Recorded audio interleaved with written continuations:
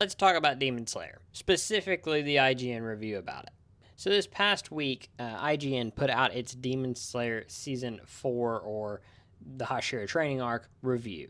And they gave it a 3 out of 10.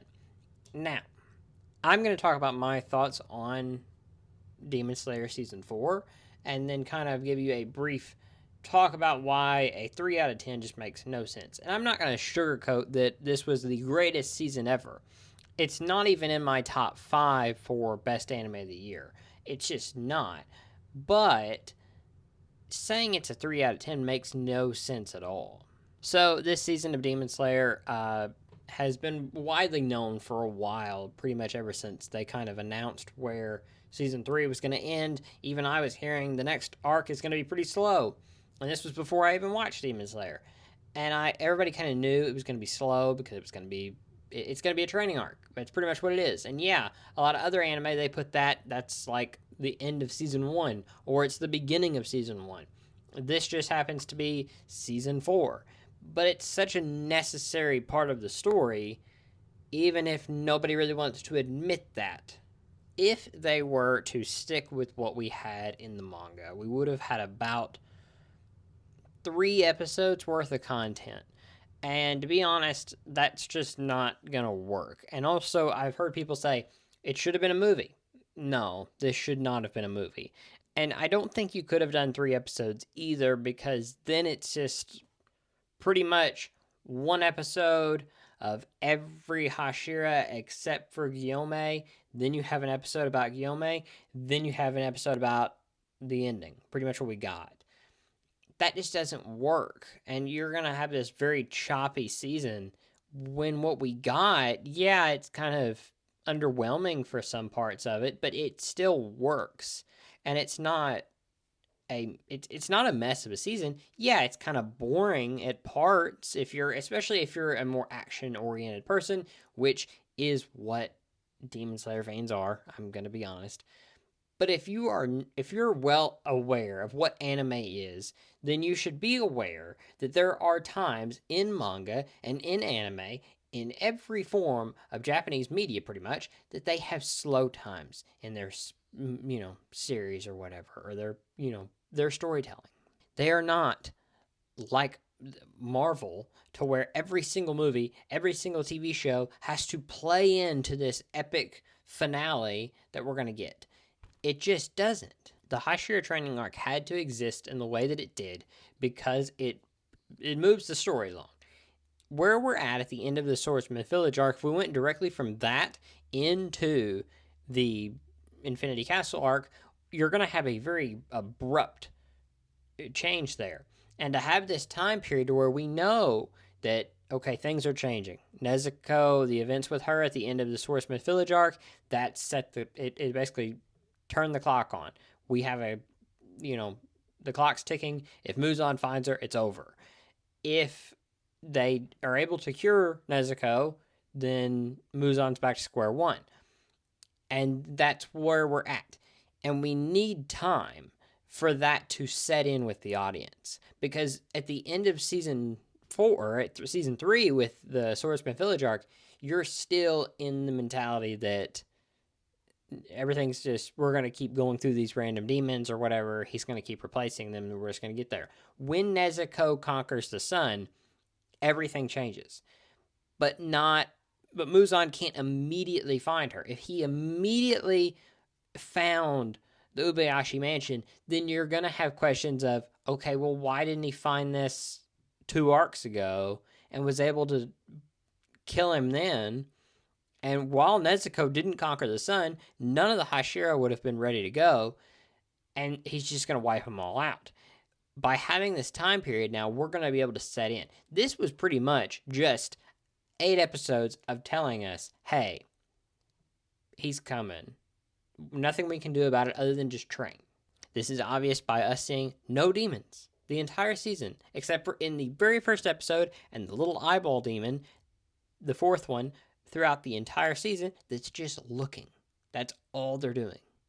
They're trying to find Nezuko. Throughout the entire season, you get this background knowledge. We see it in the first episode with the Infinity Castle being barely seen by the 2 of them. that, okay, it's getting real now, and it's in the background throughout the entire season. It's in the background, and this leads to the final confrontation with Ubayashi, the explosion happening, Muzan versus the Hashira, and setting up the Infinity Castle arc. This is not a 3 out of 10 season. Now, I am not going to try to act like I know how IGN structures its reviews. I have seen how they do it before, but I'm not going to try to act like I do. I don't really care. But saying it's a 3 out of 10 is basically saying that it is awful. And it's not awful. Okay, for one, the animation, whether it's in episode 4 or in episode 8, is better than 90% of anime. I'm going to be honest. It is. And I'm going to go out on a limb and say, if you think this is a 3 out of 10 season, watch more bad anime. And I don't mean that as a bad offense to some anime that I've watched and I like. It's just that, okay, some anime with a much smaller budget is able to do very little animation. They have to rely on dialogue, they have to rely on lighting and making a scene look nice. And that is like one shot, and they have to make it look nice because that's pretty much all they got. With Demon Slayer, your animation's going to look great no matter what, because for one, you have the budget, and you that's what they do. So some people will say, well, they should be put up to a higher standard. They should always be able to get those like high reviews every season. Why should they be treated differently because they've had a better track record? If anything, that should be more credit to them that if they wanted to, they can do great things, and there are great things on the way. They made exactly what they wanted to here. When we get an anime like, say, Wonder Egg Priority, that is a 3 out of 10. Not Demon Slayer Season 4 that did pretty much nothing wrong. There's nothing wrong with this season. If I would understand a 6 out of 10. I understand that. Even a 5 out of 10, I could understand. How are you going to say that this is a 3 out of 10? How? Now, I am not surprised by this because they gave the Swordsmith Village arc a 5. Like, I don't get it. How do you give it a 5? Now, I'm not going to act like, oh, the Swordsmith Village was the greatest anime arc I've ever seen. No. Obviously, the Swordsmith Village arc is not the Entertainment District arc. It's not Mugen Train. But it's still really good in terms of an anime. So I'm going to make a bold statement here and say that I think this is not really, hey, we really think this is a 3 out of 10. I think it's more a, hey, nothing in this review, if we give it a 6 out of 10, is going to get clicks. But if we say it's a 3 out of 10, now that'll get us some clicks. I don't know for certain, but makes sense. Makes sense. So anyway, that's enough rambling for me today. Do you think this is a warranted review? Do you think a 3 out of 10 makes sense? I don't, but maybe you do. Maybe you can make it make sense. But to me, it's at worst a 5 out of 10. At best, maybe a 7, but I think that might be stretching it even. I think a 6 is a warranted spot. I think at its worst moments this season, it's a middle of the road 5. At its best, it's an 8 or a 9. So I think a higher 6 is a warranted spot. Definitely not a 3 out of 10. If you think it's a 3 out of 10, watch more anime because you've only watched 10 out of 10s. And if you only watch great movies and great shows, of course, when you watch a average one, you're going to think it's awful. So that's just my opinion.